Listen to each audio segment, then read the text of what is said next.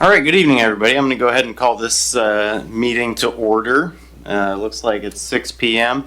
This is the August 13, 2025 hearing of the City of Pasco Land Use Hearings Examiner. My name is Jay Eystone. I've been appointed by the City of Pasco to render decisions in certain land use issues as authorized by the Pasco Municipal Code. The hearing examiner holds public hearings to receive evidence on the merits of proposals on various land use issues, including conditional use permits, variances, appeals of administrative decisions, and other matters as provided by the Pasco Municipal Code.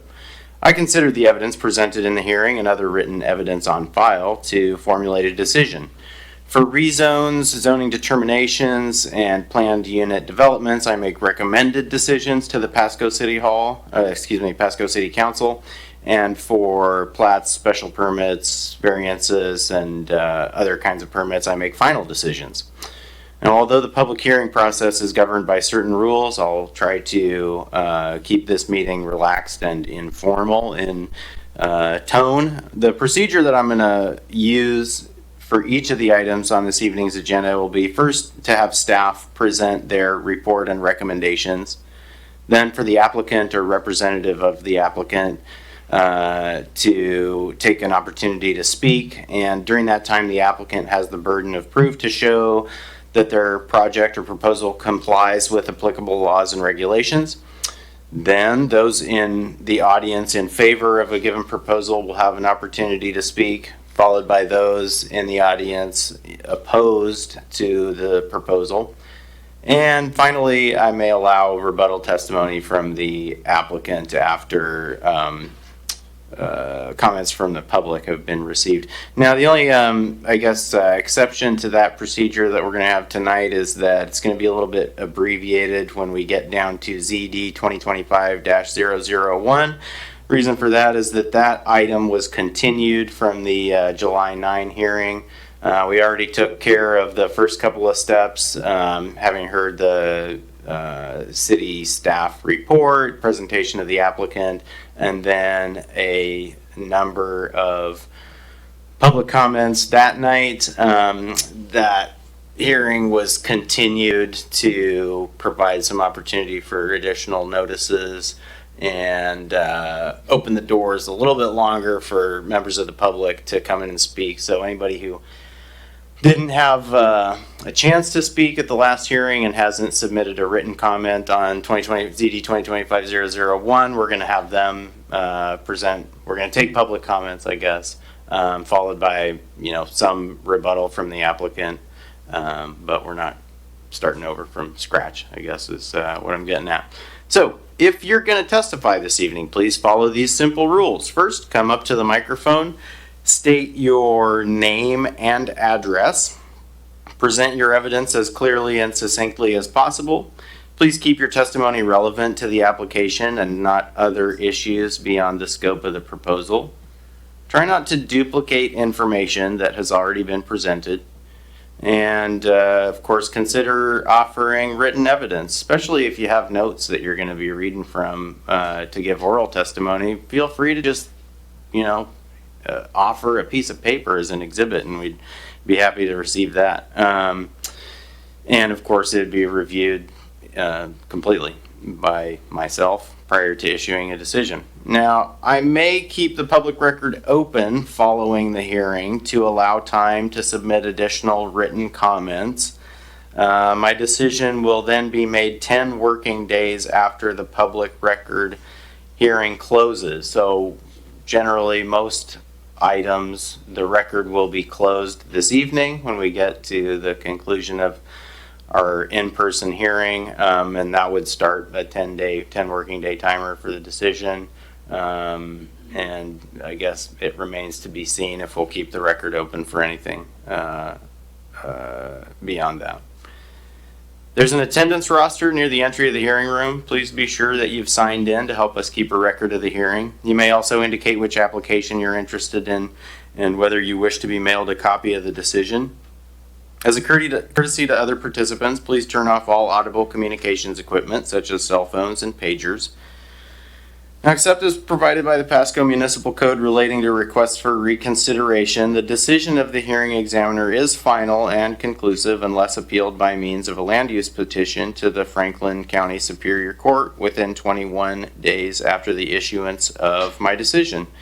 Appeals on shoreline permit matters are heard by the Shoreline Hearings Board, so that's one exception. And then another exception is that on zoning determinations, rather than appeal, you have an opportunity to basically take it up with the city council when they review the recommendation of the hearings examiner. Now, I've reviewed the items on this evening's agenda. I don't have any interest in any of the properties or proposals being heard today. Outside of the staff report and its attachments, I've not received any communication regarding any matter being heard today. Of course, on ZD 2025-001, we conducted the majority of this hearing about a month ago. And so, of course, I've received that communication. I also received, I think, over 50 written comments before and since July 9, and I have reviewed all those as well. Those are, of course, in the public record. So there hasn't been any, communication to me that hasn't been of public disclosure. ZD 2025-002 was also on the July 9 agenda, and we continued it after some procedural discussion on July 9. So I will be able to hear and consider all matters on today's agenda in a fair and objective manner. But I'll open it to the room. Is there anyone in attendance who objects to my participation as hearings examiner in the hearing of any of the items on today's agenda? If so, please come forward, state your reasons for objecting. All right, seeing no response to that. One last procedural point is that if you looked at the agenda for this evening and expected that we'd go in order as the items are listed on the agenda, sorry to let you down. We're going to modify that a little bit. I think we're going to end up reserving ZD 2025-001 until the other items have been heard. So we're just swapping that one in order to the tail end of the agenda.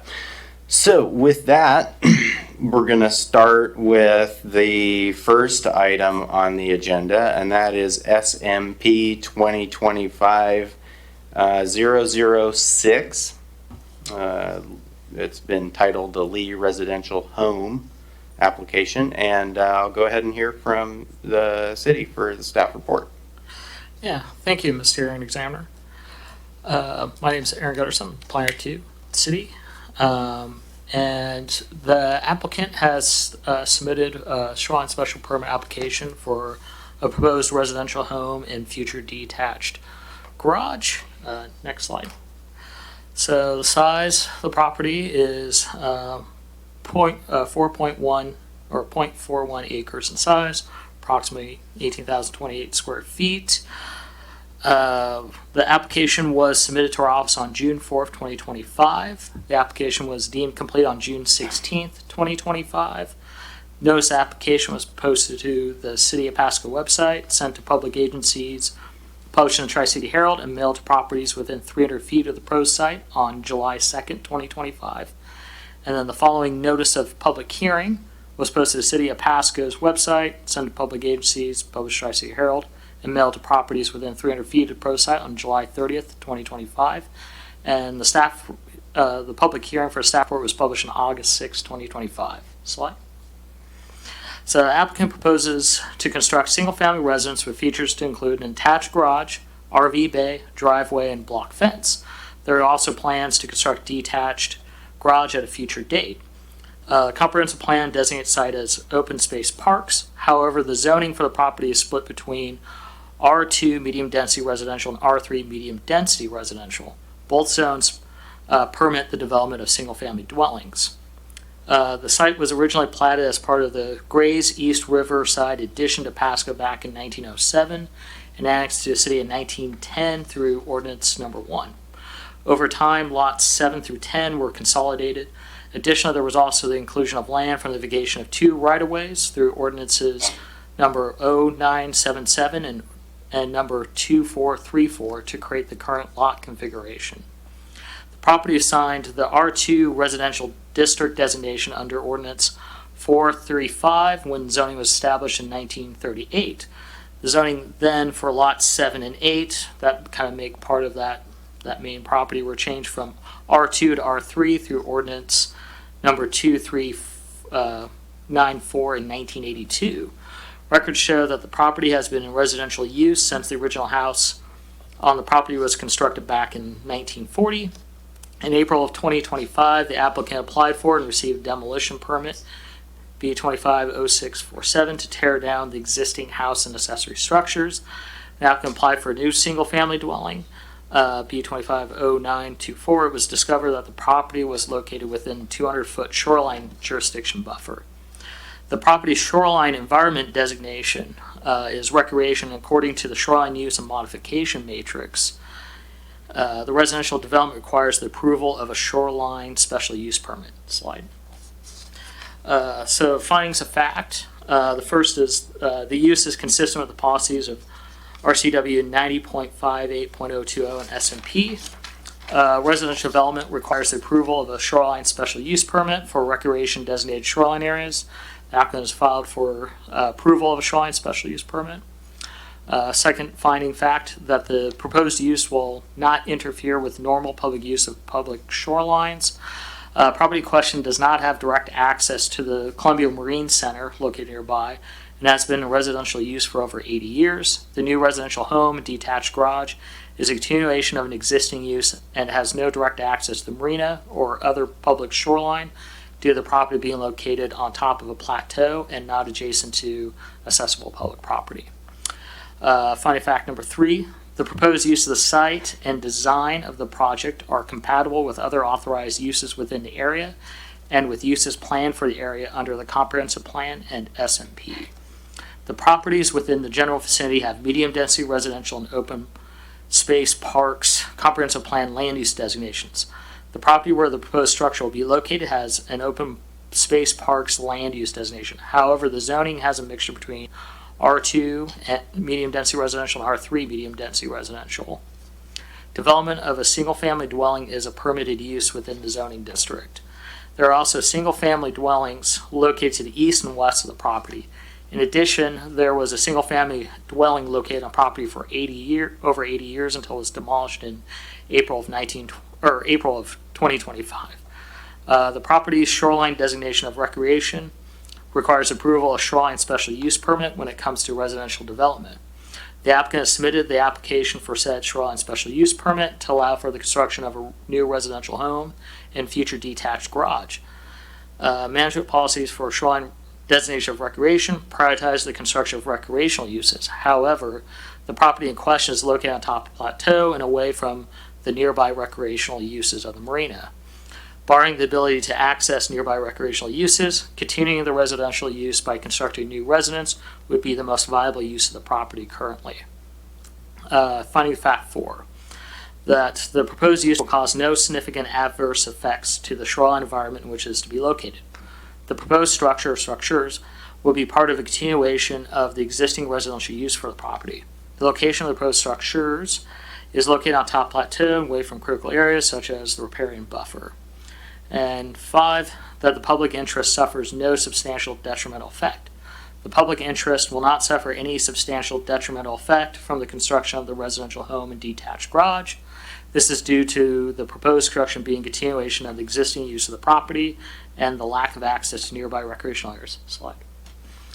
The special use permit shall apply to the property addressed at 420 East Washington Street, parcel 112-402-517, and any subsequent subdivisions thereof. The applicant shall adhere to all federal, state, and city municipal building, fire, and life safety codes, in addition to the regulations contained in the City of Pasco's Shoreline Master Program. And first, staff recommends approval of the Shoreline Special Use Permit for the construction of a residential home and future detached garage located at 420 East Washington Street with conditions as herein proposed. All right, thank you, Mr. Gunderson. Was that the conclusion of your comments? Yes, that All right. concludes my report. Sorry. Thanks. Do we have a representative of the applicant here this evening? All right, you want to come forward, sir?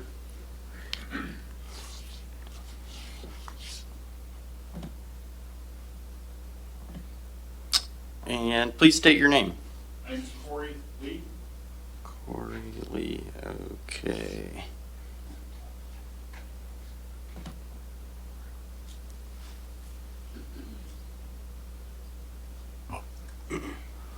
My name is Corey Lee.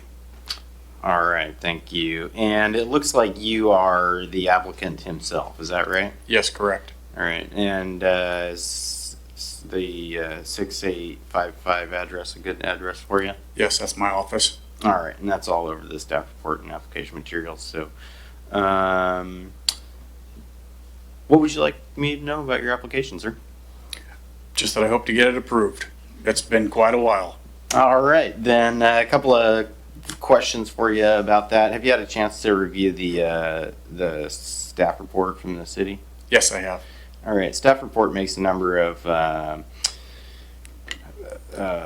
findings of fact, tentative conclusions about how the project relates to the Pasco Municipal Code. Did you get a chance to see those sections of the report? No, I just briefly read through it and saw that they do recommend approving it, and I felt that was good to go. All right. Well, with that, do you want to rely on the staff report and just go ahead and adopt their factual findings about the project area? Sure. Okay. And then the recommended conditions of approval, they've only listed a couple of there. Do you, did you see anything in the conditions of approval that you thought you might not be able to comply with or No. that you thought were unfairly burdensome? No. All right. I'm going to go ahead and accept the staff report, of course, into the record, and also the attachments, which include your application, site plan, and there's all sorts of factual information in that as well. So that'll all be received as evidence and incorporated in the record. Is there anything else you want me to know? Nope. All right, then I'll let you go ahead and have a seat. Okay, thank you. Is there anybody who has attended to speak as a member of the public in favor of SMP 2025-006? Nope. Has anybody attended this evening to object to SMP 2025-006? All right, I don't see any reason to have you back up here, Mr. Lee, for any rebuttal, so we will go ahead and close the record on this application, and I'll issue a written decision within 10 working days. Thank you. If that's what you attended to hear about tonight, you can go ahead and take off. And we will move on to the next item on our agenda. This is Z 2025-007. It's been titled the Arroyo C1 to R1 application. So I guess let me first make sure, do we have the applicant or a representative of the applicant for this item?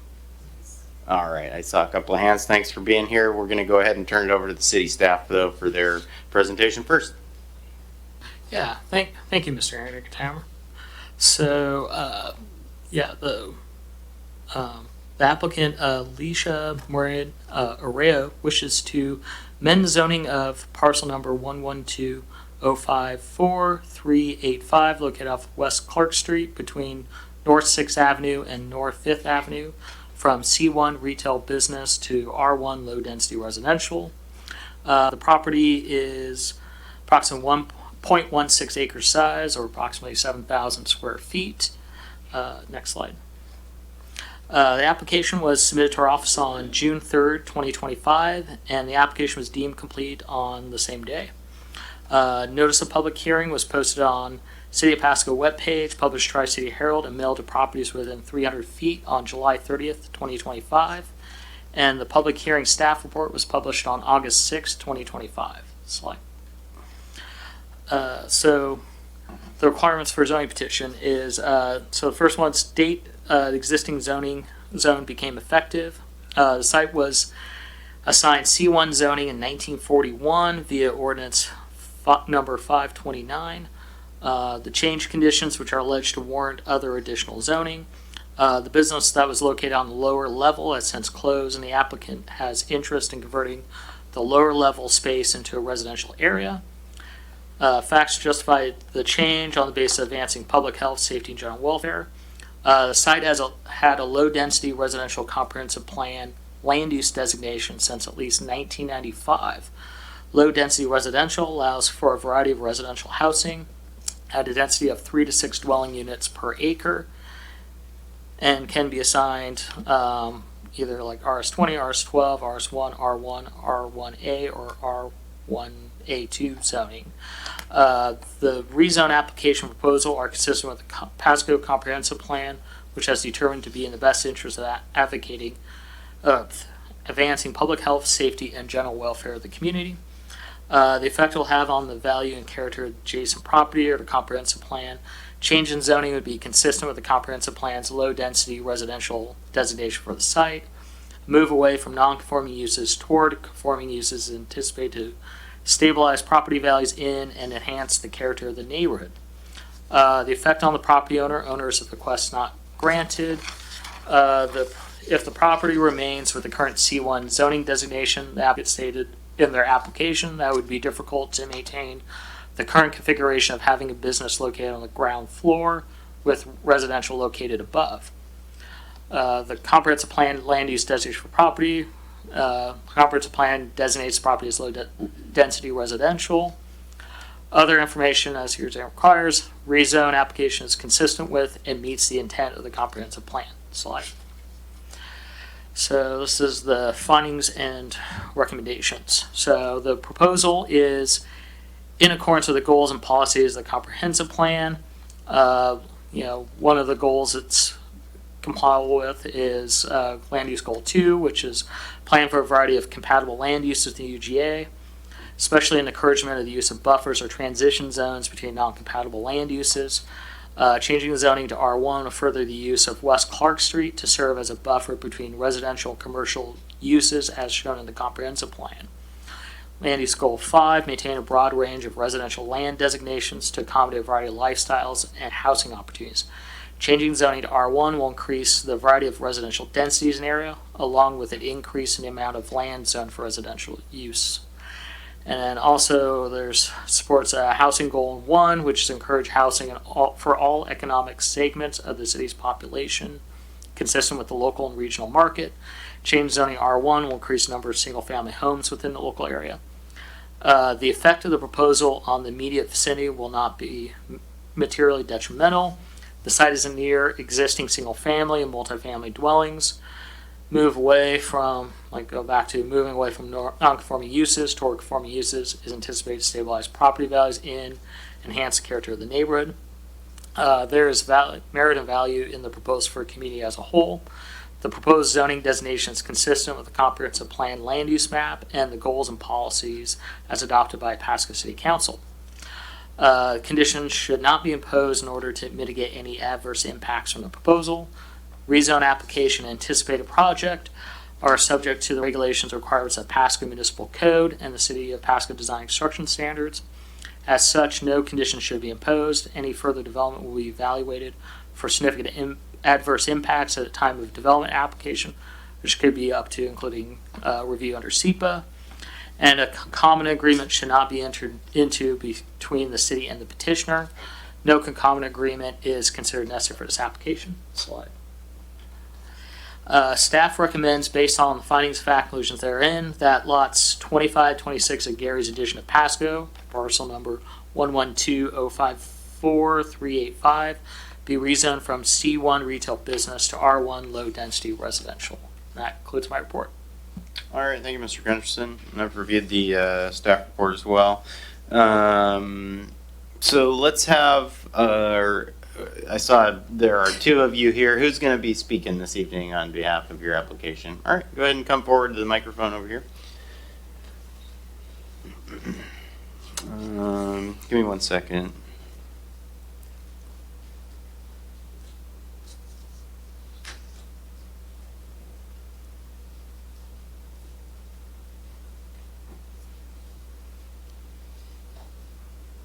Okay, and what's your name, ma'am? Leticia Marín Arroyo.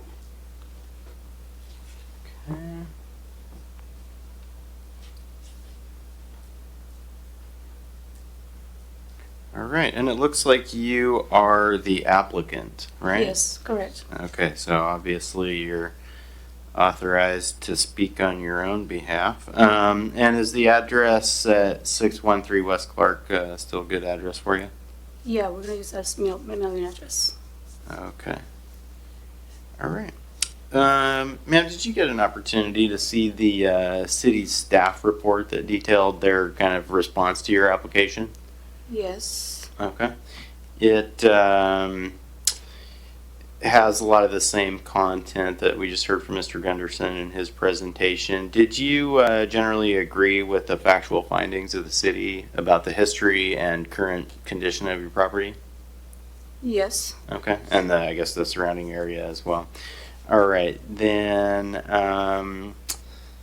let's see. We don't have any conditions on here. Okay, I'm going to open it up for you to tell me if there's something that you wish to add. No, I just would like to use the building as residential. That's why I'm here. Okay, all right, then a couple more questions for you. Included with the staff report, it's got some attachments. It includes your application. Do you want me to consider your application, the factual findings of the city, in making my decision? You comfortable with that? If I what?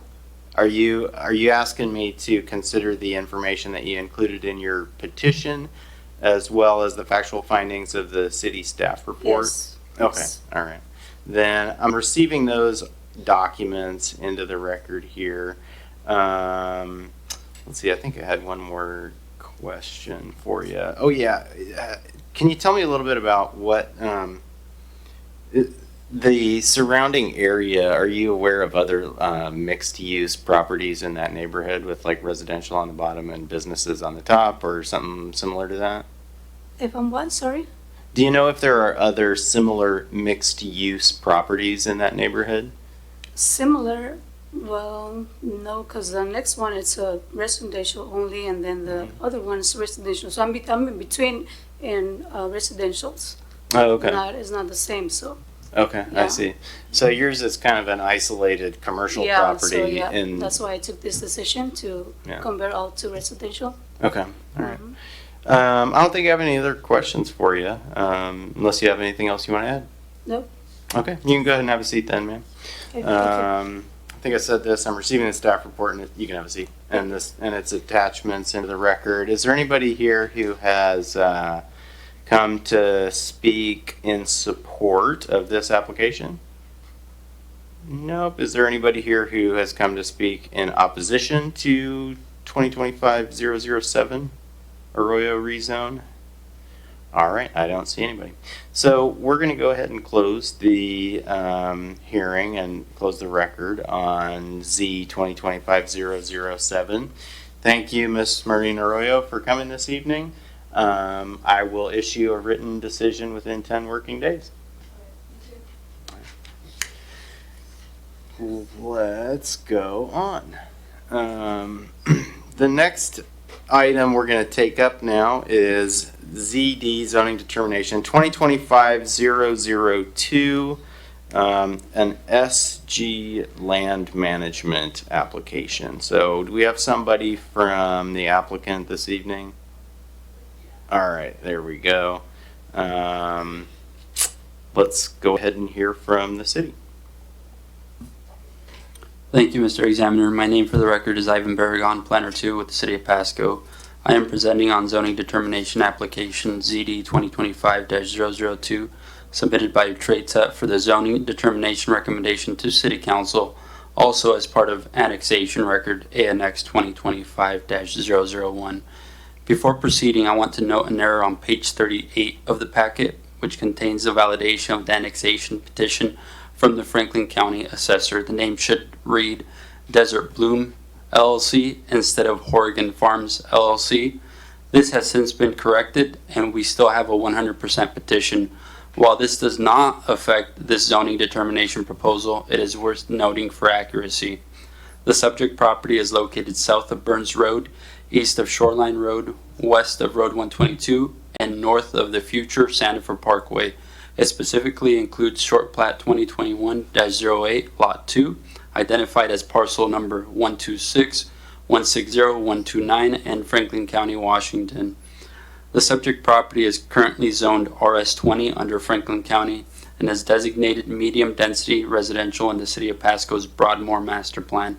Within the Broadmoor Overlay District, land use and zoning are governed by overlay-specific standards. Per PMC 25.97.040, medium-density residential allows R2 zoning, R3 zoning, or R4 zoning, with density determined by the overlay rather than base zoning. PMC 25.97.055 permits between 6 and 29 dwelling units per acre. The applicant is requesting R3 zoning, which aligns with the permitted zoning and density under the Broadmoor overlay. Regardless of the chosen zone, permitted uses remain the same per PMC 25.97.050. The proposal is bordered to the north and west by unannexed properties within the urban growth area, designated low-density residential and mixed residential/commercial in both the Comprehensive Plan and Broadmoor Master Plan, and currently developed with single-family homes and agricultural uses. To the east, it abuts a property included in an annexation request that also carries a medium-density residential designation. Beyond that, previously annexed single-family residential developments, known as Solstice, are designated low-density residential. To the south, the site borders an unannexed agricultural parcel. Further south, annexed properties are developed with a concrete batch plant and designated for mixed residential/commercial and medium-density residential uses, along with a nearby parcel to the southwest designated for open space/parks. Next slide, please. The subject area is requested again for R3 zoning and is approximately 22 acres in size. Next slide, please. The property owners have initiated the annexation process into the City of Pasco, which includes a zoning determination. The intent of this request is to facilitate the expansion of residential opportunities within the city's urban growth area. Over the last 2 decades, Pasco has grown rapidly from about 32,000 residents in 2000 to over 80,000 in 2022. And projections should show we could reach about 122,000 by 2038. Much of this future growth is expected in the Broadmoor area, which is guided by the Broadmoor Master Plan for more coordinated, compact development. This site will be served by city utilities, coordinated with an adjacent property that is extending infrastructure. The location fronts Burns Road, which is partially improved today, but will eventually be upgraded to the planned arterial standard. There's also a planned north-south neighborhood collector along the site's west to improve circulation. No conditions are proposed at this stage because any future development will still need to meet all city standards for traffic, utilities, and neighborhood compatibility. The Broadmoor traffic analysis already anticipates higher density growth and includes intersection improvements to manage impacts. In short, this request aligns with the adopted plans, supports the community's growth strategy, and adds long-term value to the city. Next slide, please. Resolution to accept notice of intent to commence annexation proceedings, providing a determination on the boundary to be annexed, whether simultaneous zoning and the assumption of bonded indebtedness will be required, was passed on June 2nd, 2025. Pursuant to PMC 25.220.020, letter B, public notice for this hearing was published in the Tri-City Herald on July 30th and August 3rd, 2025, in compliance with this requirement. Pursuant to PMC 25.220.020, letter C, public notice was mailed on July 24, 2025 to property owners in the annexation area, Franklin County, and all property owners within 300 feet of the proposed annexation area. Pursuant to PMC 25.220.020, letter D, the hearing examiner's zoning determination recommendation must be forwarded to City Council at or near the time Council holds a public hearing on the 60% annexation petition. Following the adoption of an ordinance annexing the property into the city, the council is required to adopt a separate ordinance to establish zoning for the annexed area. The proposed R3 zoning designation is consistent with the Broadmoor Master Plan and aligns with the designated land use for the subject area. The City of Pasco is serving as the lead agency with respect to environmental review. The city has determined this proposal to be exempt under Washington Administrative Code, WAC 197-11-800, number 6, letter C, numbers 1, 2, and 3. With that, staff recommends designating R3 medium density residential zoning to the SG land management portion of the annexation area, which comprises approximately 22 acres, parcel 126160129, legally described as Short Plat 2021-08, Lot 2, as recorded in the records of Franklin County, Washington. Next slide, please. And Mr. Examiner, to conclude, I'd like to display the Broadmoor Vision and Master Plan as we did in last month's hearing. This map illustrates the anticipated roadway network and highlights several planned points of connection to the subject property. Thank you.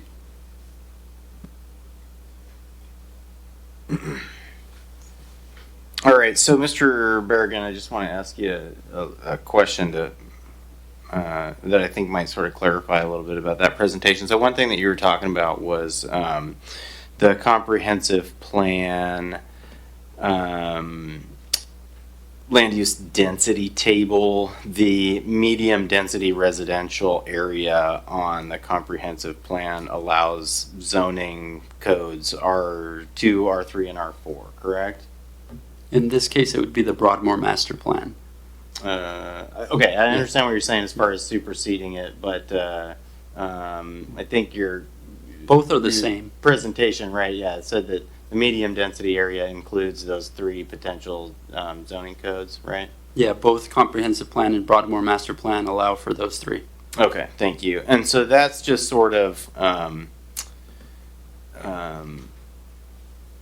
maybe in terms of terminology a little bit confusing compared to the Pasco Municipal Code Chapter 2570 that describes R4 as a high density residential district. So basically what you're saying is even though R4 is kind of termed high density residential, the comprehensive plan table, density table, and the Broadmoor district include that as permissible codes within what the plan calls medium density. Is that right? Right. Okay.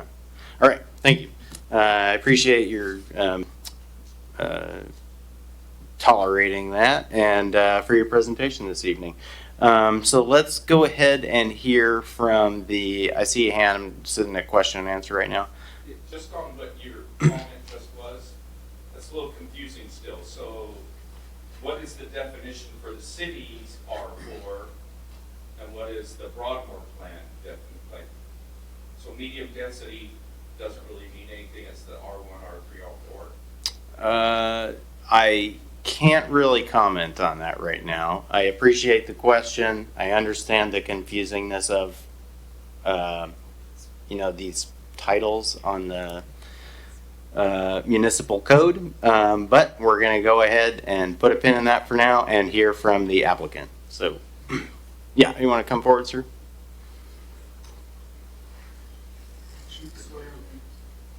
Oh, good call.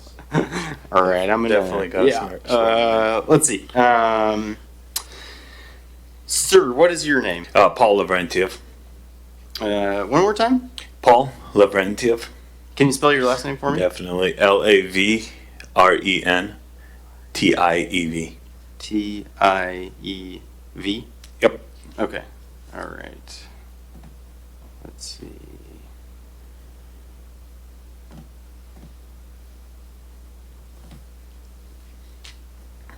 All right, would you raise your right hand for me? Do you swear or affirm that your testimony in this proceeding shall be the truth? Yep. All right, thanks for the reminder on that, and thank you, sir. So let's go ahead and, well, let me ask you this. What's a good address for you? 105-609 East Weiser Parkway, Kennewick, Washington 99338. Can you spell Wiser for me? WISER. Okay.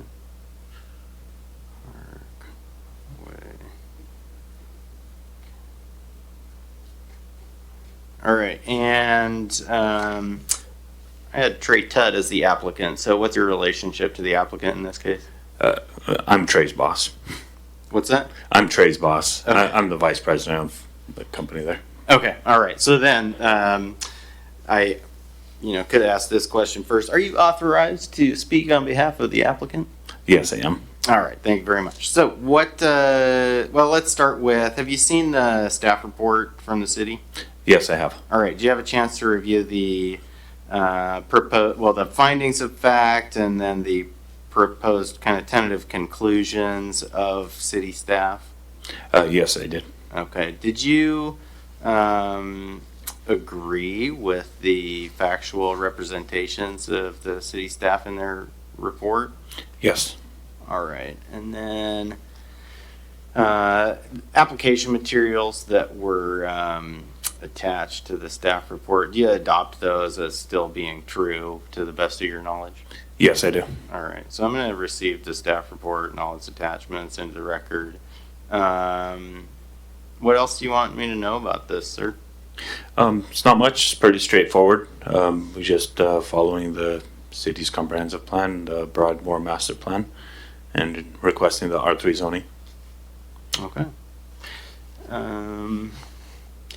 Give me just a second. I'm going to think about whether I have any follow-up questions for you before I let you off the hook.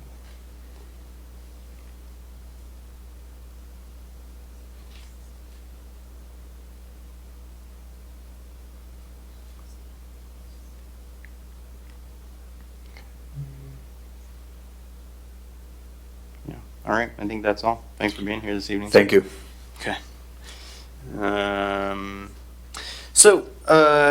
Now I'm going to make a couple of comments that sort of relates to the next item too, the 001 zoning determination. We received somewhere in the neighborhood of about 60 written comments from members of the public between, the days leading up to the July 9 hearing and also between July 9 and today. A lot of those comments were not extremely explicit in terms of whether they were addressing the 001 application or the 002 application.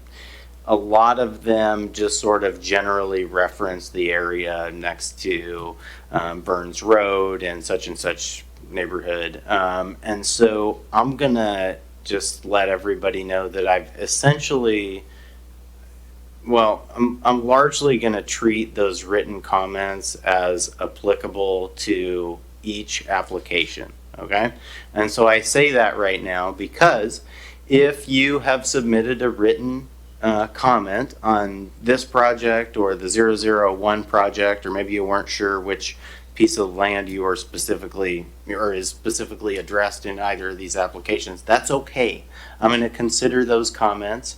I have read at least 45 of those comments. There might be 10 or so more comments that I haven't quite gotten to yet, but of course I will read them.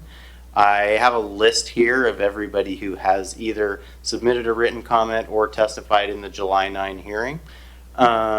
Is there anybody here who has come to speak? I guess we'll start to speak in favor of application ZD 2025-002 who has not already submitted a written comment. All right, don't see anybody in that category. Is there anybody here who has come to object to ZD 2025-002 who hasn't already either testified on July 9? Testified on July 9. I'm going to go ahead and sort of incorporate a lot of the testimony from the 001 application that was live as well. Hasn't testified or submitted a written comment that wants to object to this project. There's a hand. All right, ma'am. I just have a question. Are we looking at two separate parcels here, one at 18 that is correct. We've got now approaching 40 acres. I'm not. Yeah, that sounds about right. Yeah.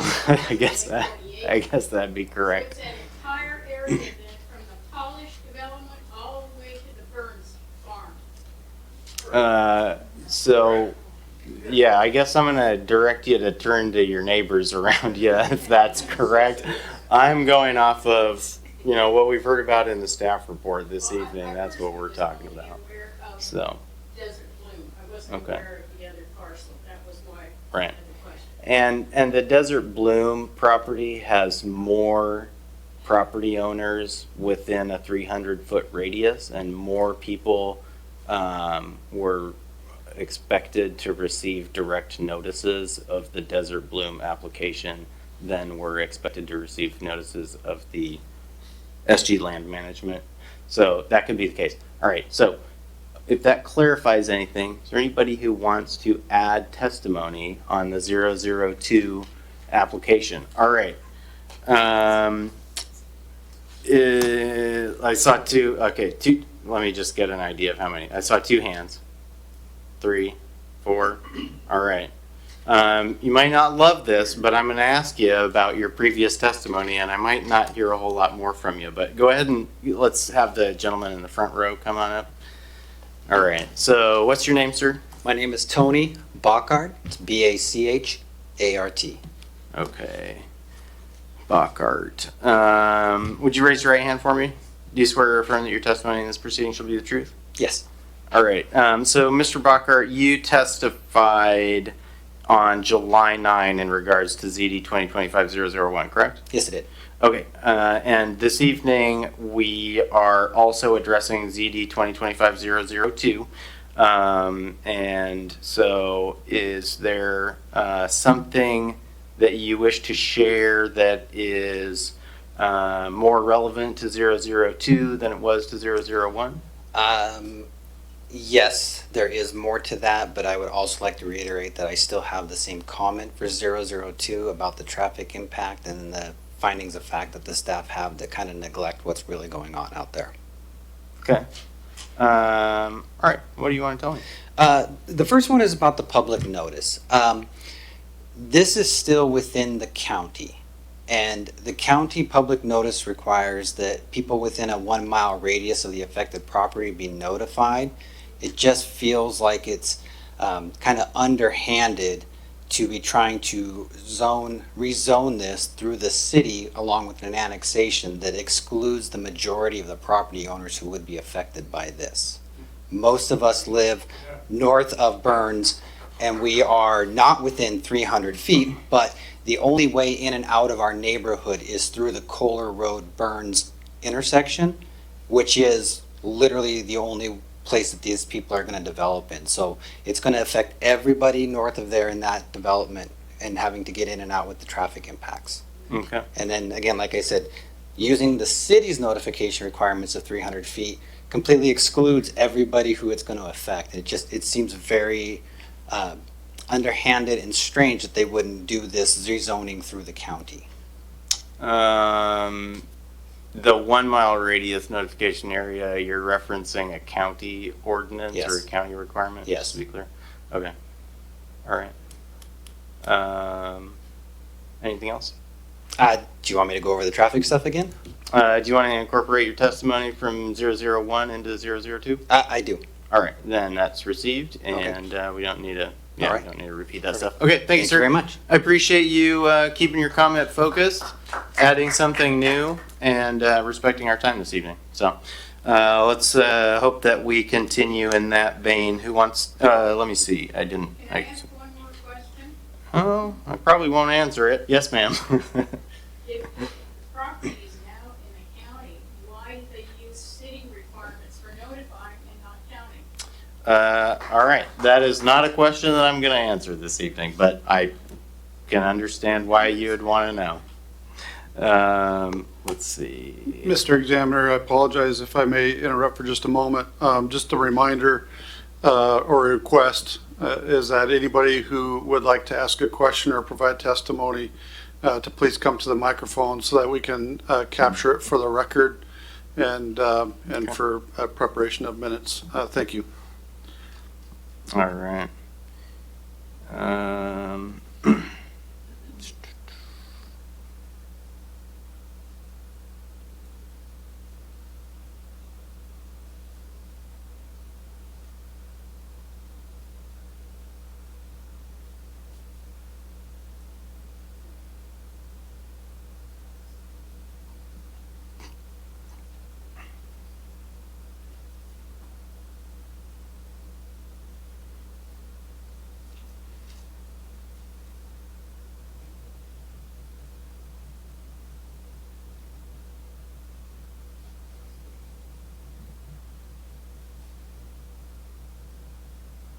Okay.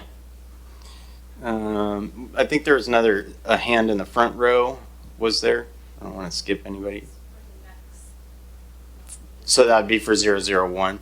All right, thanks. And I'll go ahead and second row there. Yeah, go ahead and come on up, sir.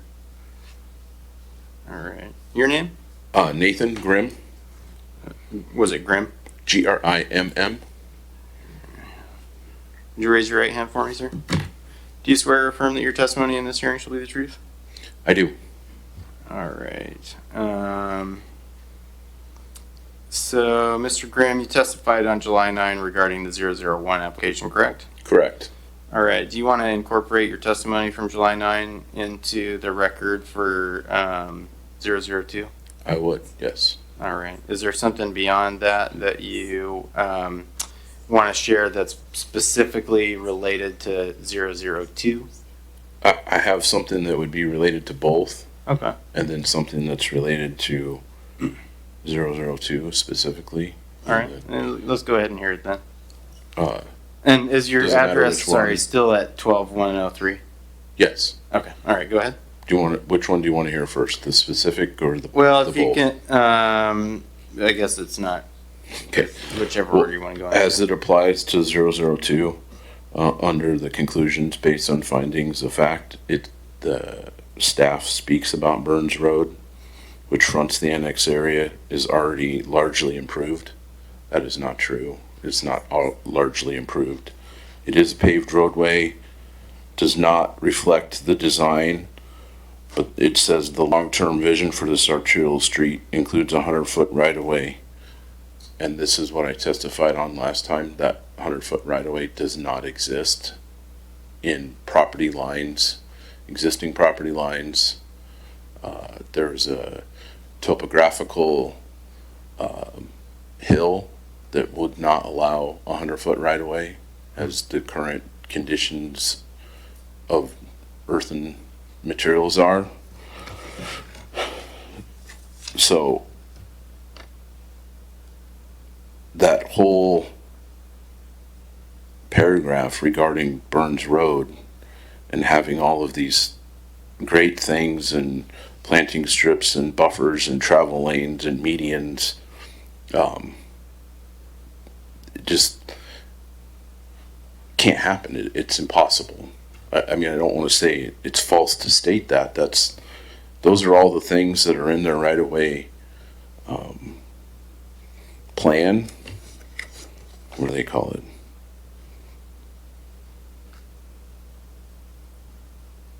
Of their Broadmoor master plan. But it just can't. You can't shove 100 feet worth of stuff for a right-of-way in 80 feet. Okay. Basically, you're talking about the reality of that location compared to the stated intentions under the Broadmoor Master Plan? Correct. Okay. So there was a map, and I spoke to this at the last meeting that they had brought up that showed the future roadways. And it shows Burns Road as being a principal arterial, and the other major east-west arterial would be Sandifer, and it's a minor arterial. Burns Road could never be improved to a principal arterial. So the second thing that applies to both is that there is an error in the analysis in the comprehensive master plan, in the transportation analysis. And pursuant to RCW 3670A.070, cities are required to adopt and enforce ordinances which prohibit development approval if the development causes the level of service on a transportation facility to decline below the standard adopted in the transportation element of the comprehensive plan, unless transportation improvements or strategies to accommodate the impacts of development are made concurrent with the development. So the fact that their comprehensive master plan shows a road being a principal arterial, and their traffic analysis and level of service D is based on that being a principal arterial, but it could never be a principal arterial, they can't meet the requirements of the Growth Management Act. I've pointed this error out to, I'm a county resident, I've pointed it out to who would be my city council member, and he said he was going to forward it to the appropriate city staff and they would contact me. This has been a month ago and I haven't heard from the city regarding this. I think what is in order is an amendment to the comprehensive plan, and any zoning action prior to that would be premature. If zoning must take place concurrent with the annexation, which my recollection of the city council meeting minutes was that's not the case, the Pasco City Code includes the current zoning designations that they are currently zoned in the county, which is the RT and the RS20. So, due to the comprehensive plan having the erroneous evaluation, in allowing this zoning determination would pave the road towards not meeting the level of service standards in the city's own comprehensive plan. All of the development that went on in the county noted that north of Burns, the county itself noted that that road could not handle the traffic that the county was adding to it, and now we're going to add more traffic. And I truly believe that the comprehensive plan needs a revision to the land use designation because we just can't put the traffic in. There's just not the facilities to handle it. The city's own long-term transportation plan shows that road will be a minor arterial. They have a project before 2040 in their long-term transportation plan to improve it to a minor arterial. But in their Broadmoor comprehensive plan, they show it being a primary. So the primary is the 100-foot right of way. The secondary, maybe I'm using the wrong word now, but the smaller right of way is 80 feet. Minor arterial, primary, minor. The minor they could put in, but then they won't meet the level of service traffic standards per their comprehensive plan. I don't know if I made any sense. Well, well, first of all, your comments about the existing conditions along Burns Road, totally received. Of course, changing the comprehensive plan is outside of my authority, right? But do you want to give me that RCW that you were quoting from a little while ago? Yeah, that's RCW 36.70A.070. All right. It came out of the city's comprehensive plan, out of their transportation concurrency section. The issue is that the comprehensive plan says it's going to be a primary arterial, and their own long-term capital improvement plan says it was only going to be upgraded to a minor. Okay. So factually, them including on page 4 of application 2 that Burns Road is gonna have a 100-foot right-of-way does not align with what their long-term plan says they're gonna do. I also believe that Pasco City Code concurrency is 5 years. And so moving forward, their long-term plan shows that project greater than 5 years, sometime between five years ahead in 2040. So in order to be concurrent with the city's own current ordinances, Burns Road would need to be improved prior to any development activity, or within 5 years. That's what is considered concurrent. Okay. All right. Thanks for your testimony, sir. I guess that's, I'm gonna have you, we're gonna go on to the next one. I'm gonna try to avoid imposing like a minute time limit on anybody this evening.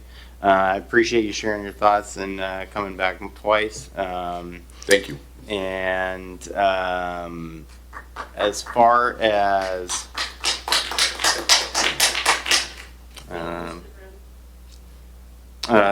just one, I guess, comment on that is that I want to remind everybody that the zoning decision does not, there's no development.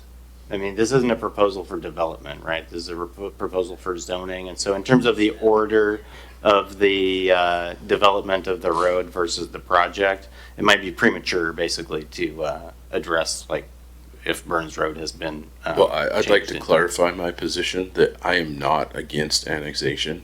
Mhm. I propose that these properties be annexed with their current zoning designations so that the applicants aren't set back, and then the things that most of the people here are concerned about can be addressed before development actually takes place. If it's annexed and zoned to this higher density, there's nobody that's going to apply to reduce the density in the future. Okay. That's where my concern comes. I'm not against annexation. I signed away my rights to fight annexation on my own personal property in the county. It's just the land use designation and densities. And even though it all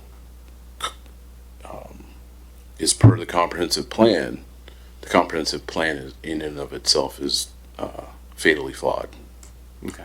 All right. Thank you, sir. Okay. Anybody who wants to comment on 002? All right. It looks like we have heard. Is there another hand on 002? I just have a question. You asked both of the, sorry. Why don't you come up to the microphone?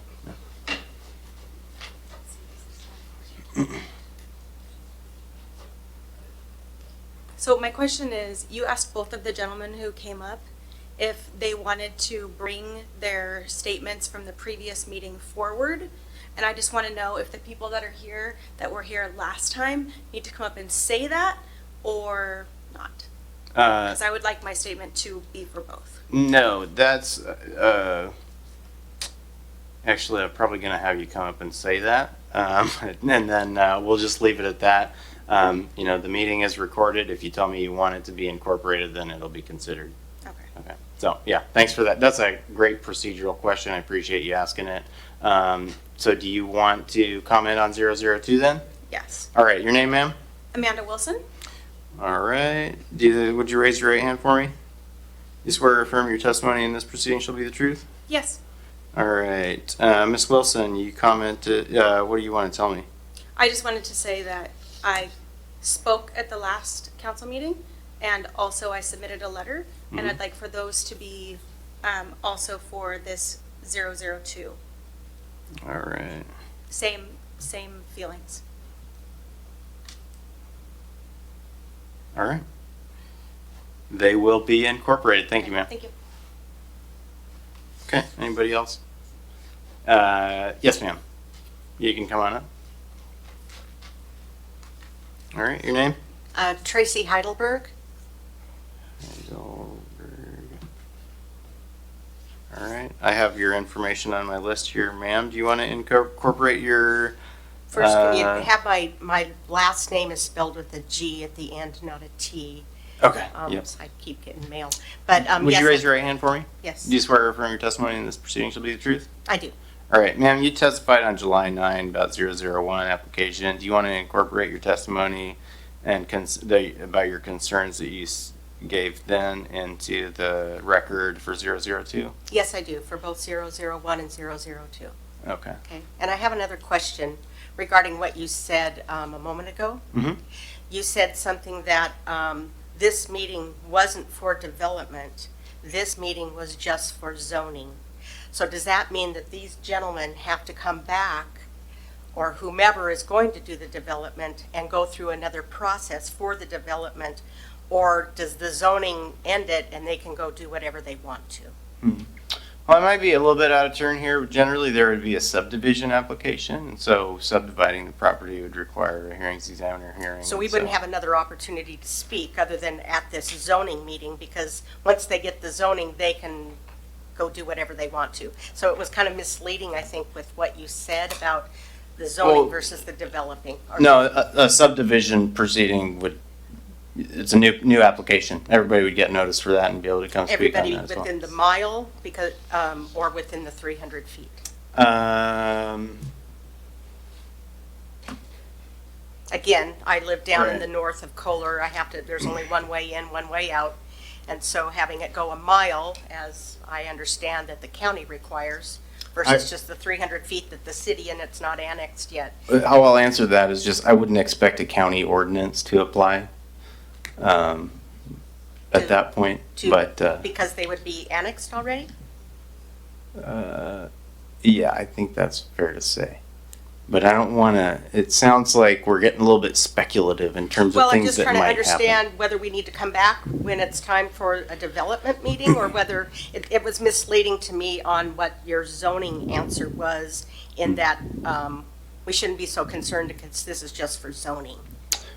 What I'm shooting for is trying to keep our comments just as Relevant? tightly relevant I as think possible. this is relevant.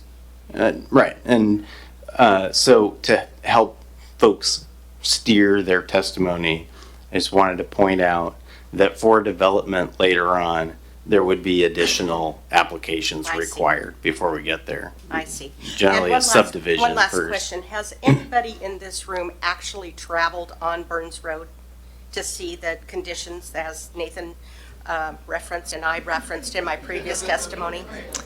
The hearings examiner will consider the evidence on the record, and a site visit is not on the record. So. I see. So you really don't have any relevance for what you're reporting and recommending based upon, you're looking at facts on paper, not reality.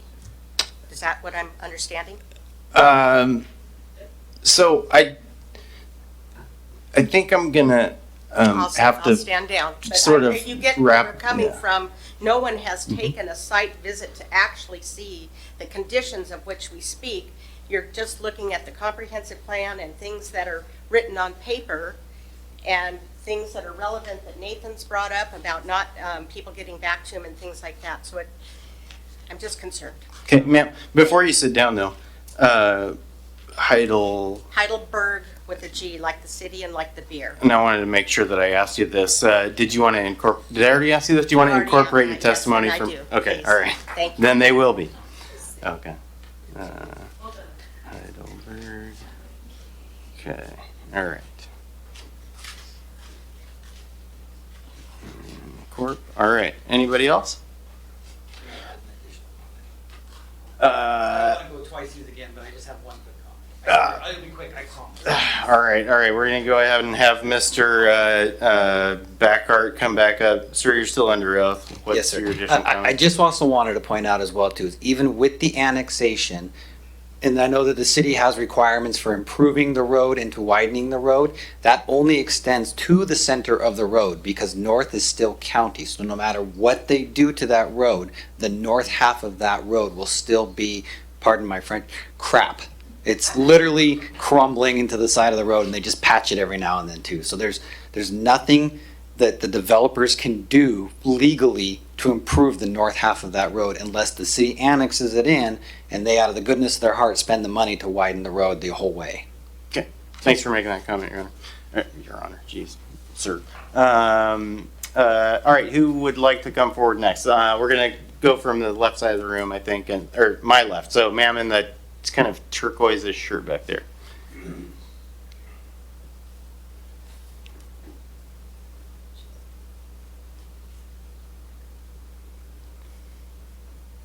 Okay. And your name? Robin Dillsworth. Dillsworth. Okay, ma'am, I recognize you and your name from, I think you testified orally and have also submitted a written comment. Yes. That's right. So, would you raise your right hand for me? Do you swear or affirm that your testimony in this proceeding shall be the truth? Yes, I do. All right, and is 6204 Road 22 still a good address for you? Yes, sir. And would you like me to consider your written comment and prior testimony given on July 9 in reference to application ZD 2025-002? Yes, sir. There's a couple of things in it that would pertain to the other place too. Okay, all right, then I will do that. Thank you.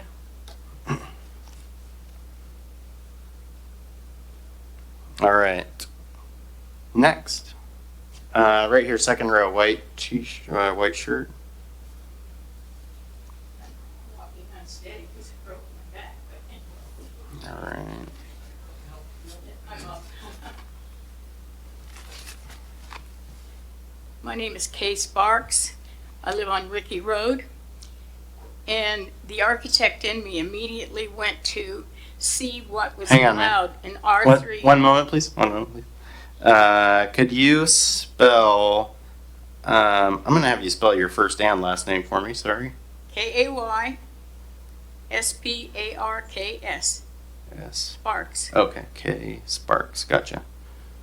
All right. It was simpler than what my brain told me it was when you first mentioned that. Would you raise your right hand for me, ma'am?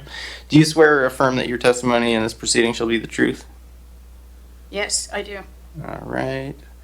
And your address? 7004 Ricky Road. 7004. That's in the county. Ricky. Okay. And I received written comments from somebody who shares your last name and Dorothy, address. that's my first name. Okay, that's your first name. Okay, Yes. all right.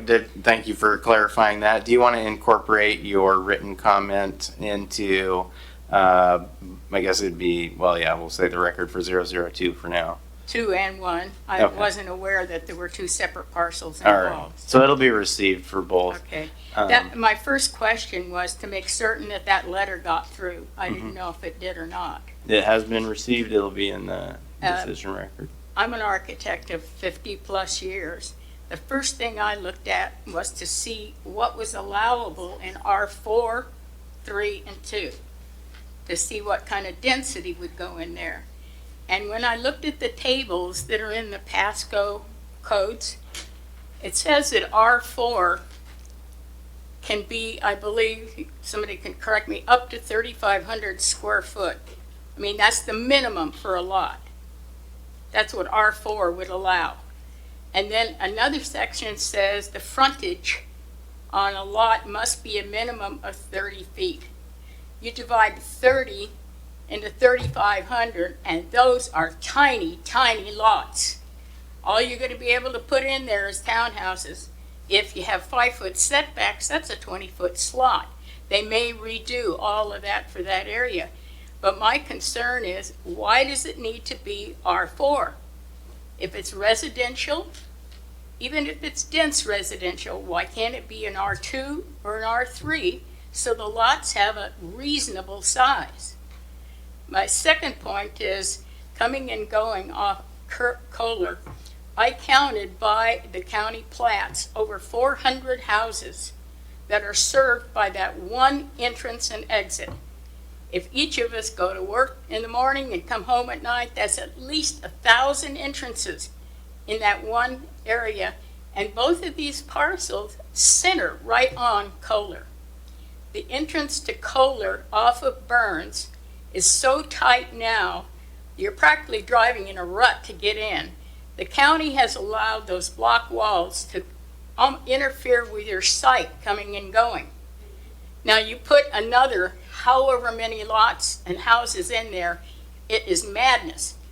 And you cannot expand Burns to the north. You'd have to tear down all those walls that are already in there and take land from those people. So that means that Burns is going to have to swerve down to the south, which is an accident waiting to happen. Thank you. Okay. Thank you, ma'am.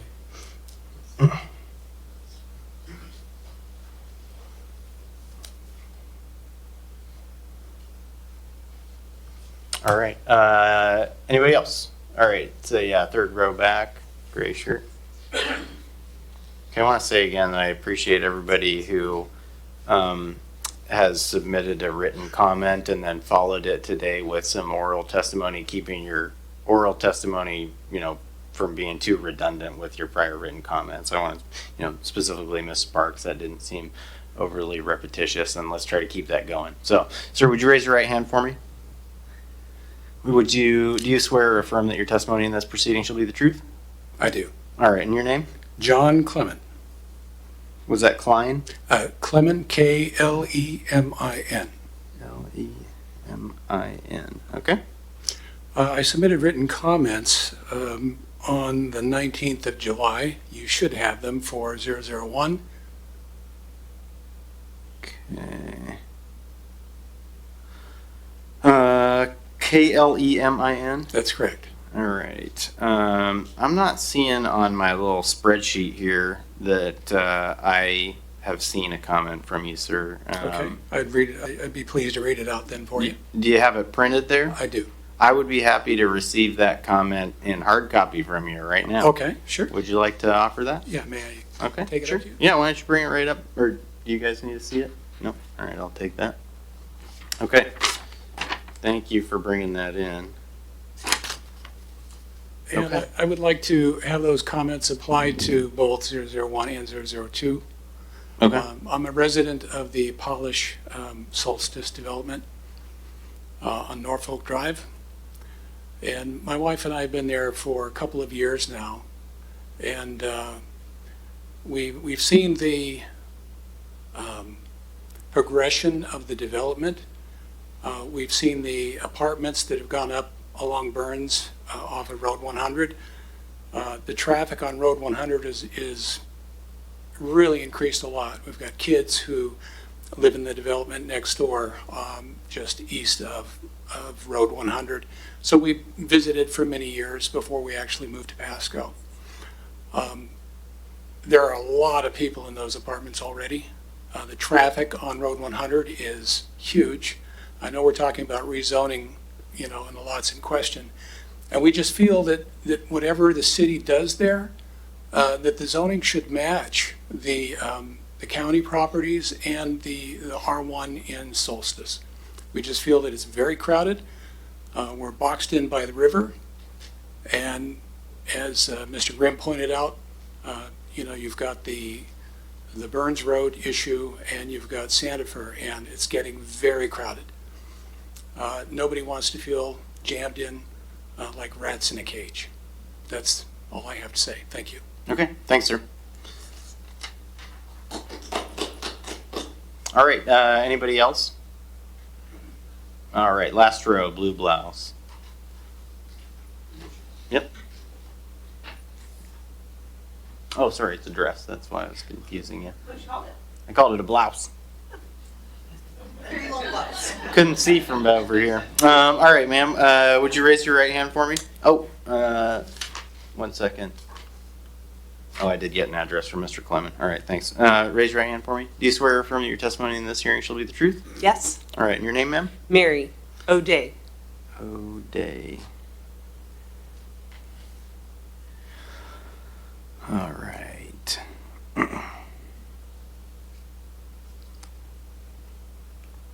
Okay, Miss O'Day, is 12702 still a good address for you? Yeah.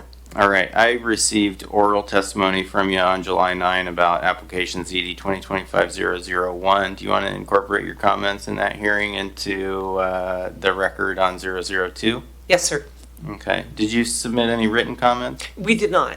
Okay, is there something specific to, I guess I should say specifically relevant to 002 that you would like to add this evening?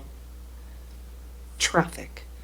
Everything that everybody spoke about, it's the greatest concern. We can overcome that if they can improve the traffic situation. With the density of people now, we're already struggling.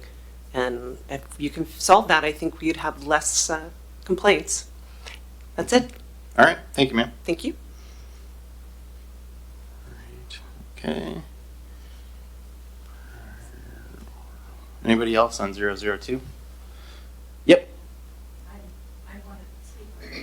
On both. Oh, well, yeah, that's fine. I guess who wants to speak on at least 002? Yeah. Dress.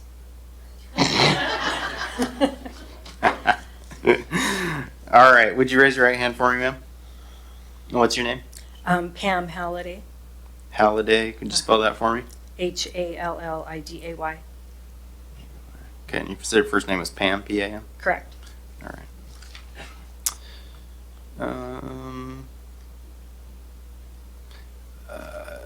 So, Miss Halliday, I received a lot of written comments that were co-signed by husband and wife, things like that, and I didn't necessarily put both spouses down on my little spreadsheet to keep track of them. I got a letter from a Paul Halliday. Did you co-sign that? That's my husband, yeah. All right. And is 11712 a good address for you? Correct. Okay. All right.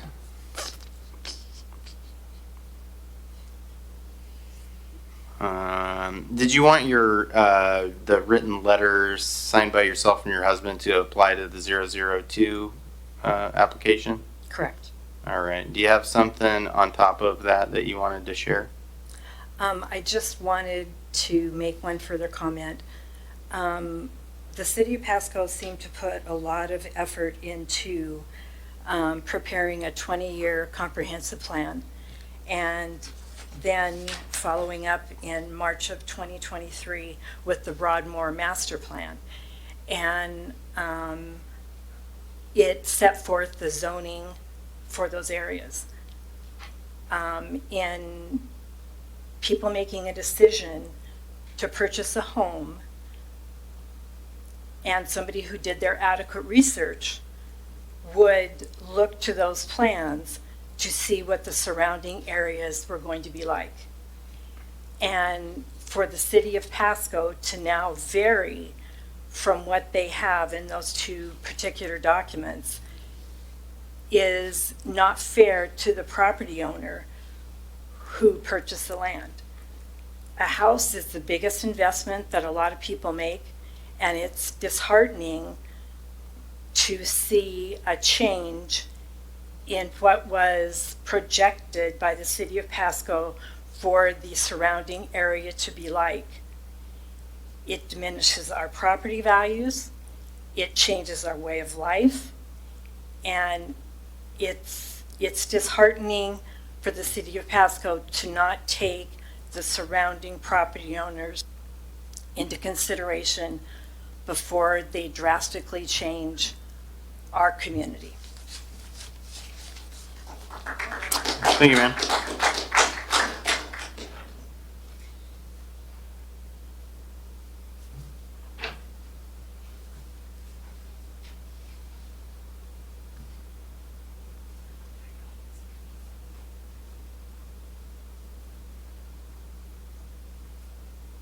Okay. Is there anybody else who wants to comment on ZD 2025-002?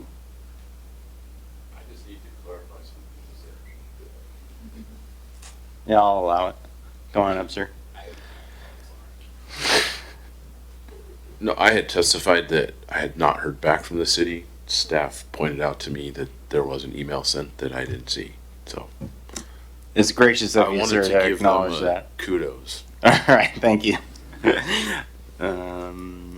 Oops. Okay. I think then, so, let me turn to,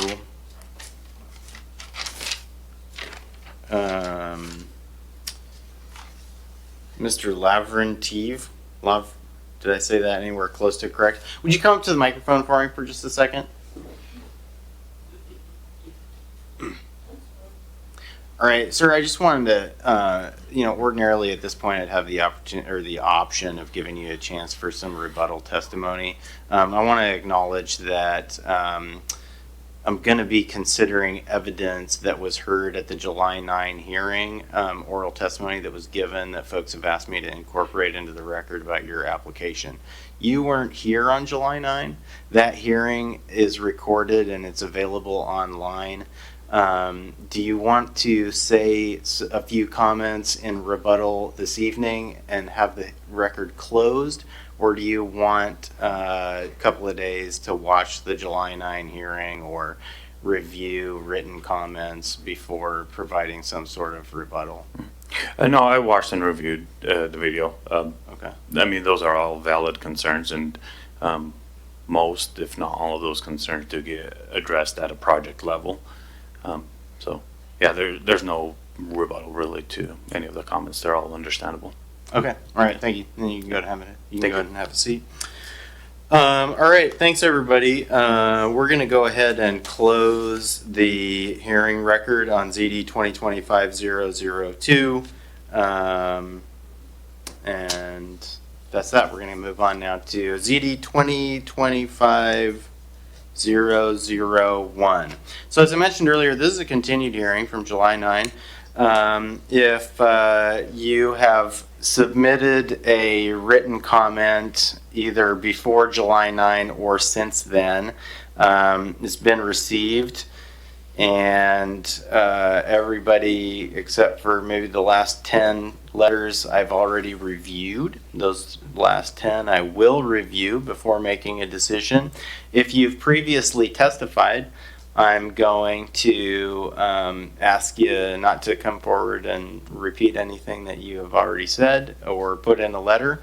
At this point, you don't need to tell me that you want your comments incorporated because they already are received for this specific item and will be considered.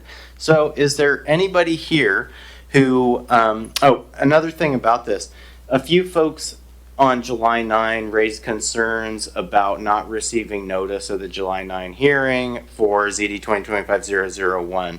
I want to commend everybody who brought that up.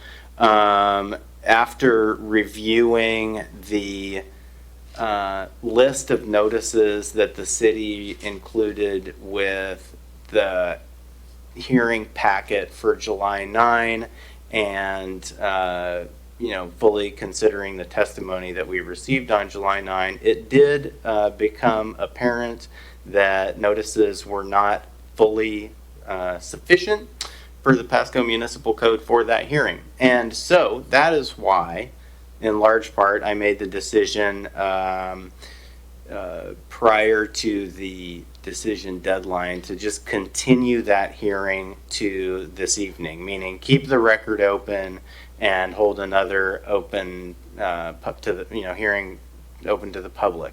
The reason that it's still on the agenda this evening is primarily to hear from anybody who did not get notice, either I guess particularly folks who didn't even hear it from a neighbor or something like that. You did not know about the July 9 hearing and thus did not have a chance to testify on July 9 and would now like to take an opportunity for your voice to be heard. So I want to hear from those folks. Is there anybody who missed their chance to speak on July 9? All right, seeing no hands. Was there? Actually, I went out virtually. Okay, thanks for, yep. So, was that Mike Duncan speaking? Yes. All right. Let me flip to a new page here. ZD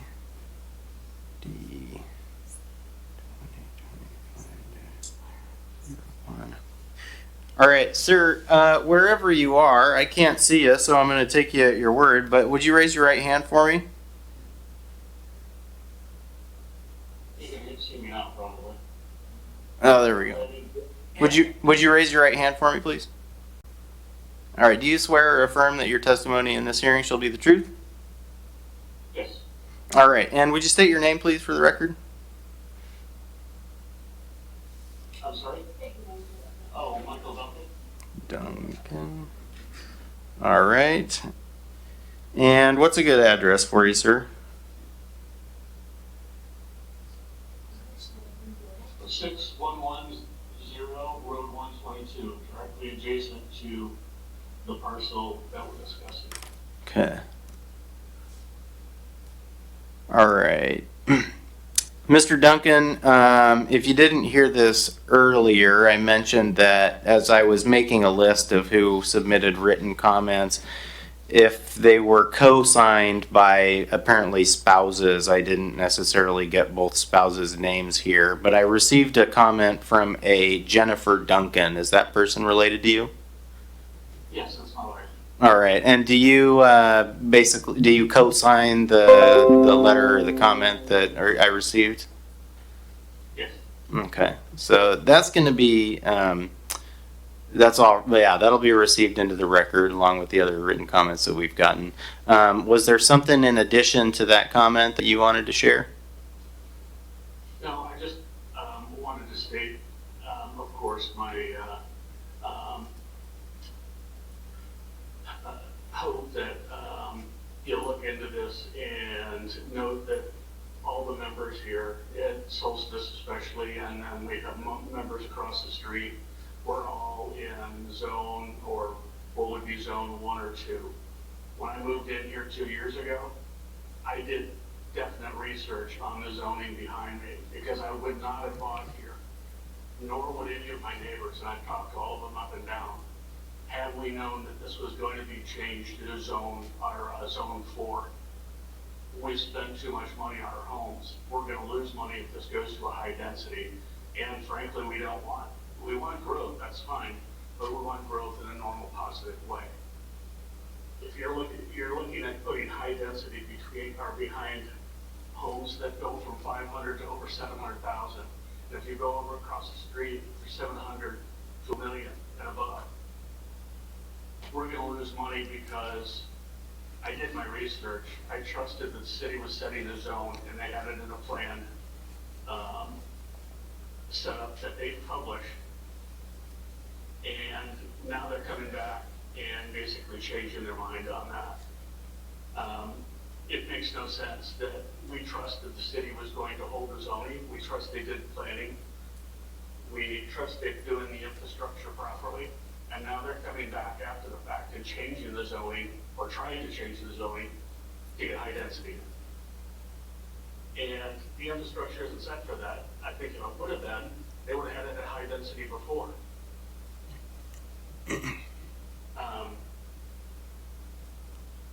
As I said, I know all my neighbors here are very upset about this because it is a direct impact.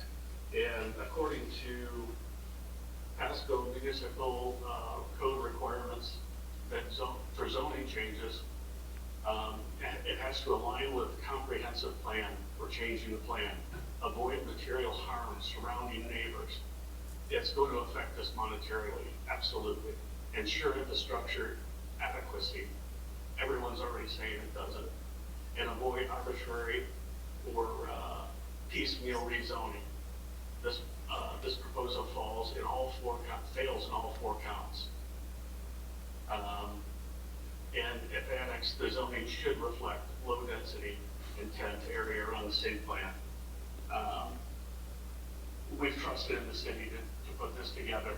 We've trusted in the word of the city that this is going to be a low density homes behind us. And now they're changing that. As one of the ladies said before, we put in big commitments and money in these homes. And now the city's considering just changing the rules on us with no separation between these homes and this low density. There's got to be some gradual change there. It can't be just changed immediately. This is a case of spot zoning if I've seen one. That's all I have to say at this point. Thanks for your time. I appreciate you allowing us to come in, and we really didn't, we didn't get notice for this until after July 9th. I am directly adjacent. My back wall is connected to that ZD 2025001 parcel. Thank you. Okay, thank you, sir. And like I said, your written comments received. And I just want to make sure, since you mentioned your notice, did you get a letter from the city describing this hearing tonight? I'm sorry, the what? Did you get a letter here from the city notifying you of this August 13th hearing? I did get a letter about this hearing. Okay, all right. Yeah, just The other two I was not aware of, and nor were my neighbors. okay. Thanks. I just want to make sure that we weren't, still hearing folks say that, oh, I only knew of this because I heard of it through the grapevine or something along those lines. Okay. Anybody else here to comment on 001? Yeah, there's a few hands. All right, so we're going to go to the front row. You're kind of behind the podium, ma'am. You go ahead and stand up for me. All right. And your name? My name is Dana Crutchfield. Is that with a K or a C? It's with a C. All right. Are you connected to Gary Crutchfield? I am. All right. Would you raise your right hand for me? Do you swear or affirm your testimony in this hearing shall be the truth? Yes, I do. Okay. Is let's see, 8914 Whipple a good address for you? Yes. Okay. And do you co-sign the written comment that I received? And I just, again, just trying to keep track of them. I've attributed it to Gary Crutchfield. Do you co-sign that written comment that I would have gotten? Yes, I don't know if you were able to get them in time, but Okay. I have written ones as well, and some additions I'd like to present. Okay. Did you, had you received notice of the July 9 hearing? Sir, I just wanted to say first, thank you for continuing the hearing. I appreciate that for people that didn't. I am not a resident of the general area that would Okay. require notification, but I'm a almost 50-year resident of Pasco, and so I have some things to Okay. comment on about this. All right. Are they all contained in additional written comments that you have there, or is there something? No, there's some additional here that I do have, but All right. and a couple of maps that I think are very helpful to me anyway. But All right. If you can keep it concise, go ahead. okay, What would you like me to know? I'm going to try to do that. I'll talk quickly. Appreciate it. First of all, I kind of want to go on a little bit of a different path, which is reviewing the conclusions and findings of fact that was actually in the city's packet. Number A, the land use, I'll kind of skip over. We've heard a lot about traffic and Burns Road, and I concur with all the people that have made those findings. Number B, which talks about annexing and zoning the property is compatible with the surrounding residential properties, whether in the city or the county. I don't know where that comes from because we've had a lot of explanation about the character of their parcels and their lifestyle being changed. Those emotions I can understand. The applicant's position, his petition also mentioned that R4 zoning would complement the properties to the north and the east, and I'm not sure where that conclusion comes from because the north and the east are both low density. Number C, merit and value in the proposal for community as a whole. And this is very important. A prior speaker asked, what is Pasco's need? What is the projected growth?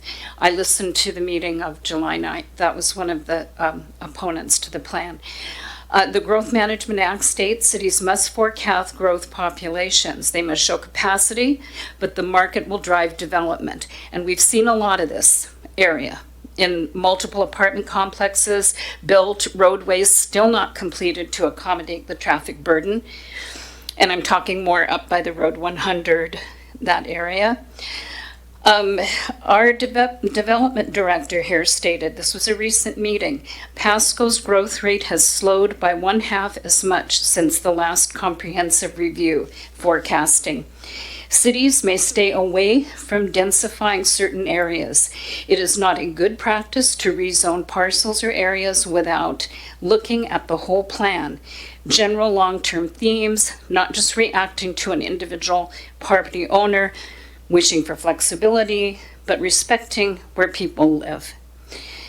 I have a little bit more on that, but the maps are very important. I think number one, this was submitted as a zoning map in the staff report.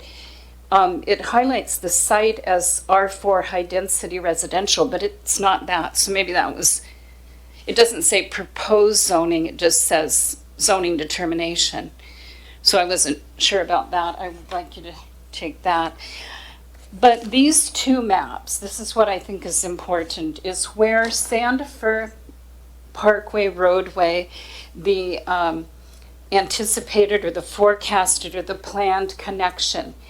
And you can't see it on the screen there, but I'm sure you have it maybe in your packet. All the maps that you're referring to You are have- ones that you got from the city's report, right? It comes, yes, it comes right through the high density level, the plan. These medium density parcels, we talked about the 1002 that they're requesting an R3, and the adjacent one, which is Desert Plume. These don't connect with that corridor, with that planned corridor. As it really should. Burns cannot be seen as a major arterial for getting out of that development. And here's another map that shows the same of where that Sandifer Drive is forecasted to intersect. And that area right there is designated high density in that particular area that borders that corridor for a reason. So I want to, in closing, read something really quick.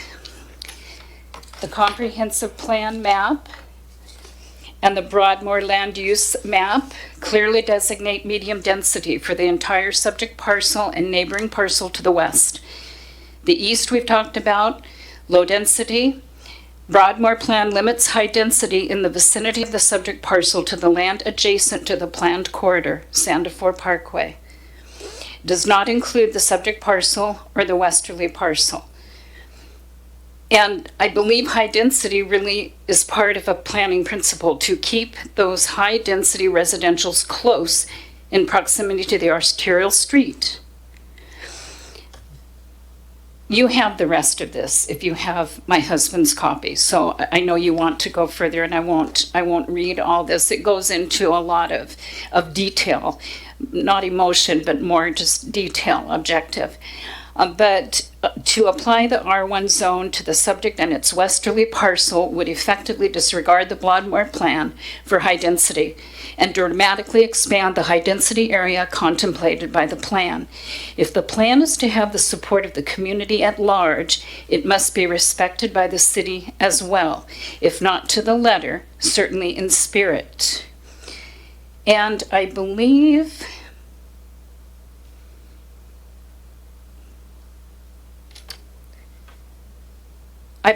that the current R3 medium density will allow a developer to provide plenty of housing and to meet the needs of our community. We've already talked about the growth being at forecasted growth.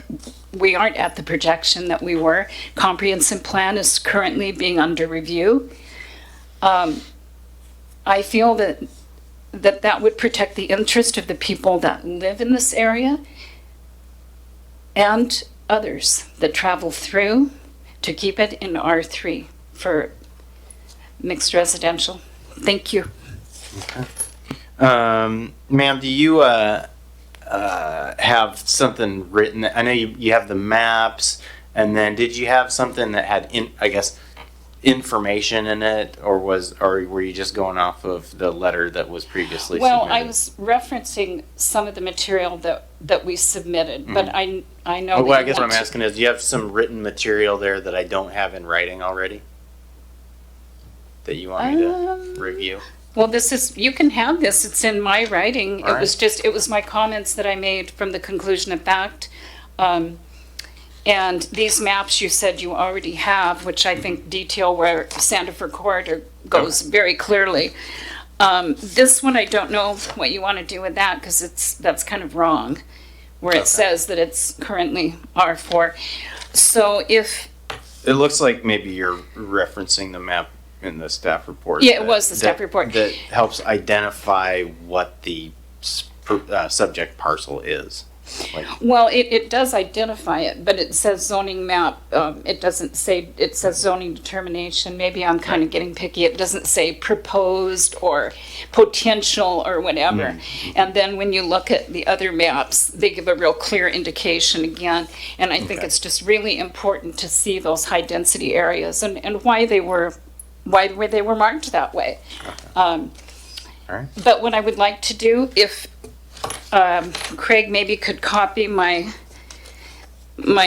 what I had just told you about the conclusion and findings of fact, and do you want that, what I jotted, Yeah, I mean, it's in my writing. yeah, I'd love to have a copy of that. Okay, I'll ask Are you wanting to Craig take if he'll copy it. Okay, thank you so much for your time. Yeah, certainly. And I'll just say for the record that I think you and I are talking about the same maps, and I have them all right here on my computer, and so, yeah, appreciate you referencing those.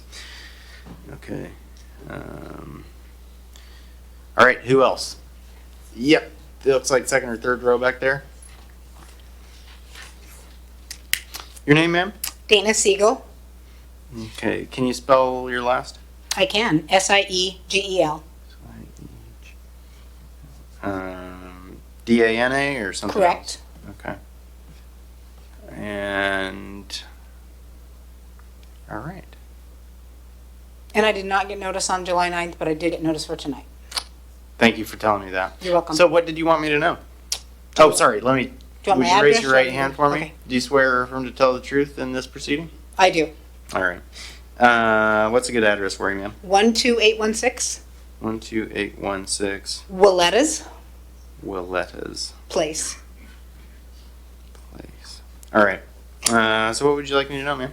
I won't reiterate what a lot of other people have said. One of the things that I will reinforce is, as a realtor, one of the things that I know and see that when I'm out there is that when people will be looking at properties along that lines, they'll come and they'll see where the apartments are, and then they'll see the fields, and they know and identify what is projected there based on what we've had and what was expected to be there. And so that gives a little bit of peace of mind. However, with this coming up, that changes that.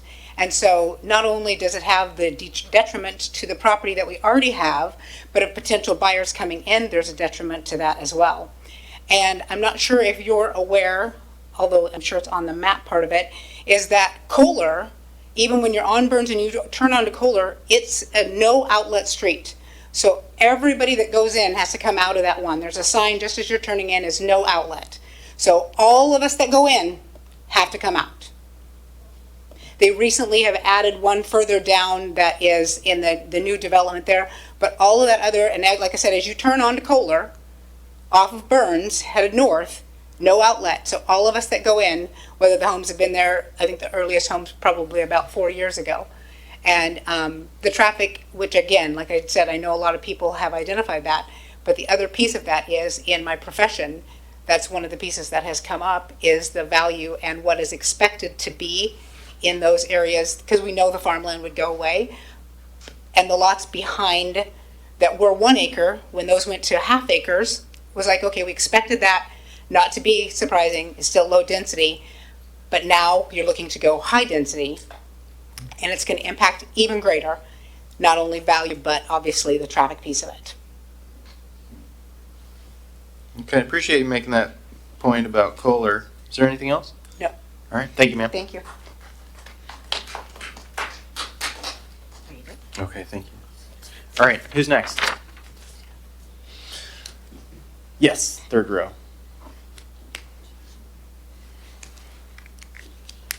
just have a question for you. All right. Because Yeah, I'm I can't Susan answer all Clement. questions. And Susan Clement, uh-huh. Okay. And you've submitted some comments. Is that my correct? husband, yes, Okay. and I together. All right. And I agree with what everyone's saying. I mean, the traffic is an issue. The kids walking up Burns Road is an issue. Road 100 is an issue, even though they've done extensive work and it's just beautiful what they're doing, but it's one lane. It's ridiculous, really, when you think of adding what is projected here. But my question, you said tonight that this is just about changing the zoning. And then, developers would submit what they were going to do. Well, I've also been in real estate for 30 years, and I have never known a developer who has not taken advantage of the biggest density they could get.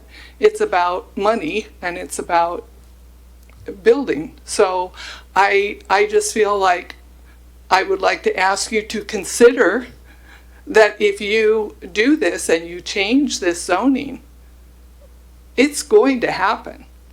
It's going to happen. So we're all here to tell you we don't want it to happen, but that's it. All right. Thank you, ma'am.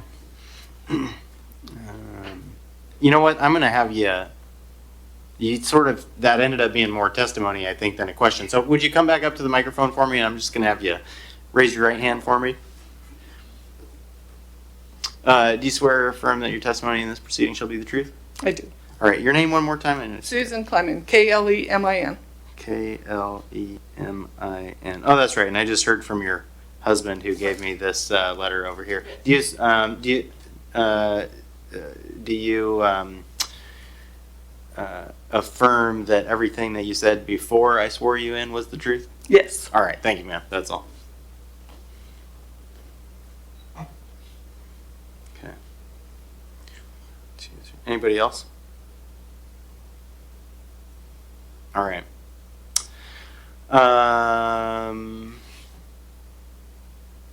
Mr. Fielding? Yes. I think we'll come back to you, and just as a explanation, I guess, to those wondering why Mr. Fielding gets to have the last word. He bears the burden of proof. He's the one who has to convince me that this thing is right. And similar to all kinds of different proceedings in other areas of law, whoever bears the burden of proof generally gets the last word. And so with that, we've heard a ton of testimony, received many written comments. So Mr. Fielding, I'm going to give you an opportunity. You already had some rebuttal, I guess, at our last hearing, but is there something that you'd like to add? Yeah, we have a few closing remarks. Okay, then why don't you come up to the microphone? Would you raise your right hand for me? Mm-hmm. Do you swear or affirm that your testimony in this proceeding shall be the truth? Yes. All right, and just since we're making a record again today, would you state your name for me? Cody Fielding. All right, and spell your last. Fielding. And a good address for you. 4004 Road 104 in Pasco.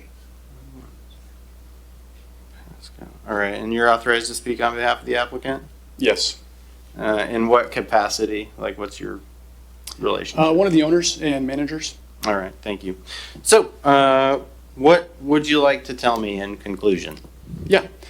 Can I ask city staff to bring up the map showing the medium density, etc., the comprehensive land use map?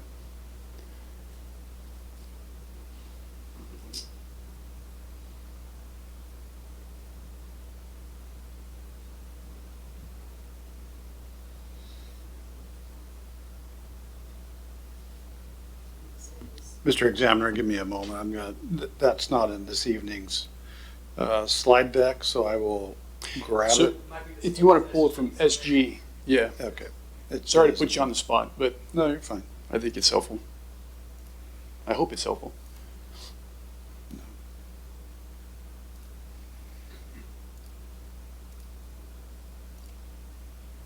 No, not that one.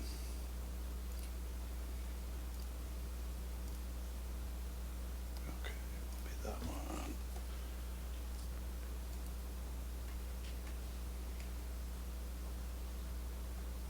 Yeah, that one right there. Thank you. So this screenshot comes from, I believe it comes from the comp plan called the 2018 to 2038 Comprehensive Plan. And this was adopted by the city council in 2021, June of 2021.